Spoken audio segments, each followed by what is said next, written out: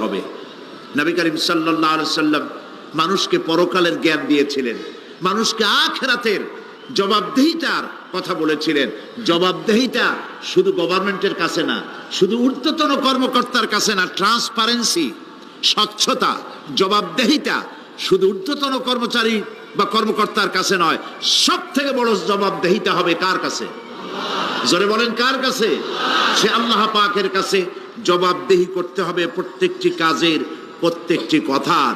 এই কথাগুলি কোরআনে কারিমে আল্লাহ পাক বিধৃত করেছেন। পরকালের উপরে আল্লাহ যত কথা বলেছেন,